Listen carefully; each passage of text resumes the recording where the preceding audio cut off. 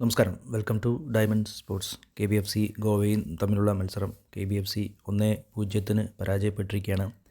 അതിനു മുമ്പുള്ള ചെന്നൈയുമായുള്ള മത്സരത്തിൽ ഗംഭീരമായി തിരിച്ചു വന്ന KBFC പോയിൻ്റ് ടേബിളിലേക്കും ലീഗിൻ്റെ മുന്നോട്ടുള്ളതിലേക്കും കയറി വരും, പോയിൻ്റ് ടേബിളിൽ കയറി വരും എന്നുള്ള സാധ്യത നമുക്ക് പ്രതീക്ഷയും ഉണ്ടായിരുന്നു.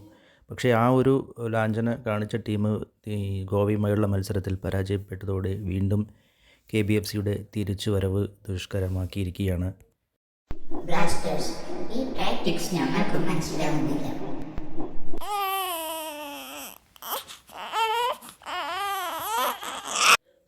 സ്റ്റാറയുടെ സ്ട്രാറ്റജി കൃത്യമായി മനസ്സിലാക്കി ഗോവൻ കോച്ച് മനോല മാർക്കസ് അതിനെതിരെയുള്ള ഡിഫൻസിലും അവരുടെ അറ്റാക്കിലും മാറ്റം വരുത്തിയതും KBFCയെ അത് പ്രതികൂലമായി ബാധിച്ചു. സ്ട്രാറ്റജി വൈസ് അവരുടെ കോച്ച് കുറച്ചുകൂടെ മുന്നിൽ നിന്നു. അവരുടെ വിജയത്തിനും അത് കാരണമായി. നമ്മുടെ സ്റ്റാറെ അത് കുറച്ചുകൂടെ മുൻകൂട്ടി കാണണമായിരുന്നു.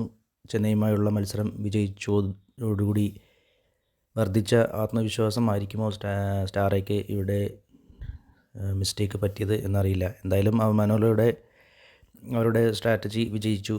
അവരുടെ നടപ്പിലാക്കിയ കാര്യങ്ങൾ അവരുടെ വിജയത്തിന് നിർണായക പങ്കും വഹിച്ചു. അത് എന്തൊക്കെയാണെന്ന് നോക്കാം. അവരുടെ ഡിഫെൻസീവ് സ്ട്രാറ്റജി KBFC അറ്റാക്ക് ചെയ്യും, പൂർണ്ണമായ attack, counter all out attack വരും എന്ന് മനസ്സിലാക്കി.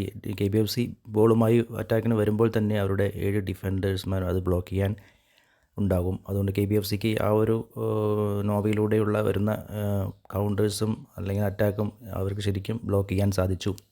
പിന്നെ അവർ നമ്മുടെ KBFCയുടെ ഭാഗത്ത് നിന്നും ഡിഫെൻസീവ് എറവ് കൂടി ആയപ്പോൾ അവർക്ക് കുറച്ചുകൂടി കാര്യങ്ങൾ എളുപ്പമാക്കി. അവർ ഡിഫെൻസീവ്ലി നന്നായി ശ്രദ്ധിച്ച് ചാൻസ് കിട്ടുമ്പോൾ അറ്റാക്ക് ചെയ്യാനായിരിക്കും അവരുടെ പ്ലാന്. പക്ഷേ KBFCയുടെ ഡിഫെൻസീവ് എറർ അവർക്ക് കുറച്ചുകൂടി കാര്യങ്ങൾ എളുപ്പമാക്കി. മിസ്റ്റേക്ക് അവരുടെ 2 വിങ്ങേഴ്സും നല്ല സ്പീഡി വിങ്ങേഴ്സാണ്. ഡ്രാസിക് ആയാലും ലെഫ്റ്റ് വിങ്ങിലും റൈറ്റ് വിങ്ങിൽ ബോറോസിംഗ് ആണെങ്കിലും നല്ല സ്പീഡി വിങ്ങറാണ്. ബോറോസിംഗ് ആണ് മാച്ചിലെ ഏറ്റവും സ്പീഡി വിങ്ങർ. അപ്പോൾ ബോറോസിംഗ് കയറി വരുമ്പോൾ തന്നെ ആരും മാർക്ക് ചെയ്യാനുണ്ടായിരുന്നില്ല. എല്ലാവരും ഓൾ ഔട്ടിന് കയറി നിൽക്കുകയായിരുന്നു. ബോറോസിംഗ് കൃത്യമായി കയറി വന്നു. പാസ് ചെയ്യാനുള്ള ചാൻസ് ഇല്ല എന്ന് കണ്ട് ജസ്റ്റ് ഒന്ന് പോസ്റ്റിലേക്ക് അടിച്ചതാണ്. ഫ്ലൂക്കിൽ അത് ഗോളാകുകയും ചെയ്തു. ഗോൾ കീപ്പർ എററാണ്. സിംപ്ലി പിടിക്കാവുന്ന ബോളാണ്. പക്ഷേ സച്ചിൻ അത് മിസ്സാക്കി ഗോളായി. ആ ഒരു ഗോൾ തന്നെ മതിയായിരുന്നു അവർക്ക് വിജയിക്കാനും ഗോൾ വഴങ്ങാതെ പിടിച്ചു നിൽക്കാനും. എന്തായാലും അവർ വിചാരിച്ച പോലെ കാര്യങ്ങൾ കുറച്ചുകൂടി കേരള ബ്ലാസ്റ്റേഴ്സിൻ്റെ ഡിഫെൻസിൽ എററിലൂടെ അവർക്ക് സാധിച്ചു.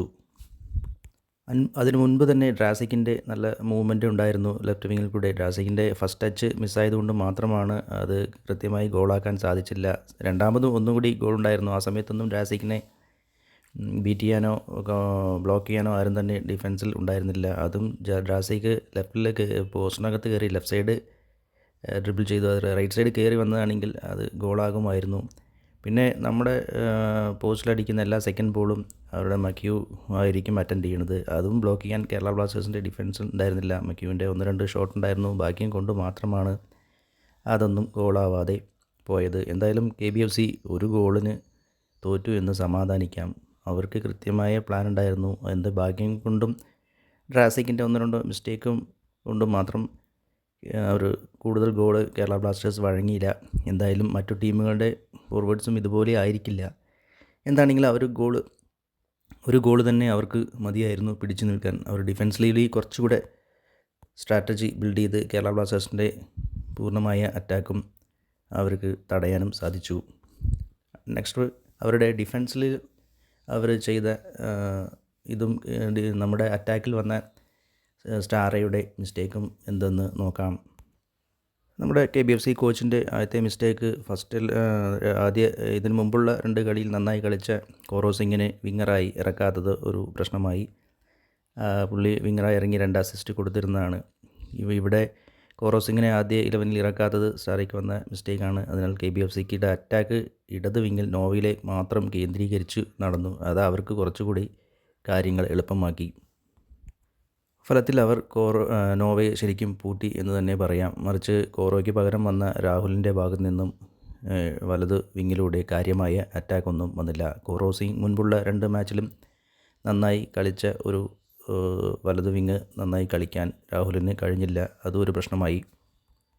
കോറോ കൂടി ഇറങ്ങിയിരുന്നെങ്കിൽ കൃത്യമായി ആ ഒരു വലത് വിങ്ങിലും കൂടി അറ്റാക്ക് വരുമ്പോൾ അവർക്ക് രണ്ട് സൈഡും നോക്കണം. ഈ വലത് വിങ് രണ്ട് വിങ്ങിൽ കൂടി അറ്റാക്ക് വരുമ്പോൾ ഇപ്പോൾ സെൻട്രലിലൂടെയുള്ള അറ്റാക്കിന് ലൂണയ്ക്ക് കുറച്ചുകൂടെ കാര്യങ്ങൾ എളുപ്പമാക്കി മൂന്ന് സൈഡും നമുക്ക് അറ്റാക്ക് വരുത്താനുള്ള സാധിക്കും. അതിനനുസരിച്ച് അവരുടെ ഡിഫൻസിനെ സ്പ്ലിറ്റ് ചെയ്യാനും സാധിക്കും. ഇതിപ്പോൾ അവർക്ക് നോവയിലൂടെ മാത്രം അറ്റാക്ക് വരുമ്പോൾ കൃത്യമായി നോവയെ ബ്ലോക്ക് ചെയ്ത കാര്യങ്ങൾ എളുപ്പമാക്കി.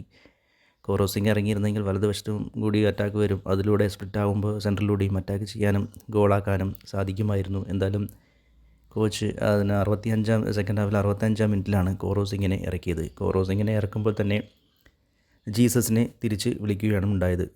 എന്തായാലും ജീസസിനെ പോലുള്ള ഒരു ക്ലിനിക്കൽ ഫിനിഷർ ഇല്ലാതെ ഗോവയെ പോലുള്ള നല്ല ഡിഫൻസ് ചെയ്യുന്ന ടീമിനെതിരെ ഗോൾ അടിക്കുക അസാധ്യമായിരിക്കുകയാണ്.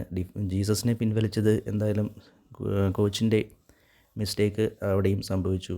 എന്തായാലും അതിനുശേഷമുള്ള അറ്റാക്കൊന്നും ഒരു പഴുതും ഗോവ അനുവദിച്ചില്ല. കിട്ടിയ ചാൻസ് അവർ കൃത്യമായി ബ്ലോക്കും ചെയ്തു. ജീസസ് ഉണ്ടായിരുന്നെങ്കിൽ ചിലപ്പോൾ അവസാന മിനിറ്റിൽ നമുക്ക് ഒരു ഗോൾ അടിക്കാനുള്ള ഒരു ചാൻസ്, അത്രയും ക്ലിനിക്കൽ ഫിനിഷർ ഉള്ള ഒരു സ്റ്റേജ് തന്നെയായിരുന്നു ആ സമയത്ത് കേരള ബ്ലാസ്റ്റേഴ്സിന് വേണ്ടിയിരുന്നത്. പക്ഷേ അദ്ദേഹത്തെ പിൻവലിച്ചതിലൂടെ ബാക്കിയുള്ള പ്ലേയേഴ്സിന് അതിന് സാധിച്ചതുമില്ല. കേരള ബ്ലാസ്റ്റേഴ്സ് 1-0 തോൽക്കുകയുണ്ടായി. സ്റ്റാറയുടെ ഡിഫൻസ് നോക്കാതെയുള്ള പൂർണ്ണമായും ഓൾ ഔട്ട് അറ്റാക്കിലേക്ക് പോകുന്നതിൽ വീണ്ടും ഒരു മാച്ച് കൂടി കേരള ബ്ലാസ്റ്റേഴ്സിന് തിരിച്ചടിയായി. അതുകൂടാതെ എക്സ്പീരിയൻസ് ഇല്ലാത്ത ഗോൾ കീപ്പേഴ്സിൻ്റെ പിഴവുകളും കേരള ബ്ലാസ്റ്റേഴ്സിനെ പ്രതികൂലമായി ബാധിച്ചു. എന്തായാലും കേരള ബ്ലാസ്റ്റേഴ്സ് ഇതുവരെയുള്ള എല്ലാ മാച്ചിലും ഗോൾ അടിച്ചിരുന്നു. ഈ ഒരു മാച്ചിൽ ഗോൾ അടിക്കാൻ സാധിച്ചതുമില്ല. എന്തായാലും അവരുടെ ഡിഫൻസ് നല്ല ശക്തമാണ് എന്ന് നമുക്ക് അവരുടെ മുന്നിലുള്ള 2 കളിയിൽ നിന്നും മനസ്സിലാക്കി അതിനനുസരിച്ച് പ്ലാൻ ചെയ്യാമായിരുന്നു കോച്ചിന്. എന്തായാലും വരും മത്സരങ്ങളിലും കേരള ബ്ലാസ്റ്റേഴ്സിന് കോച്ചിൻ്റെ ഭാഗത്തു നിന്നും നല്ല തീരുമാനങ്ങളുണ്ടായി വിജയിക്കാൻ സാധിക്കട്ടെ എന്ന് ആശംസിക്കുന്നു. ഈ ചാനലും വീഡിയോയും ഇഷ്ടപ്പെട്ടാൽ ലൈക്കും സബ്സ്ക്രൈബും ചെയ്യുക. Once again, thank you for watching.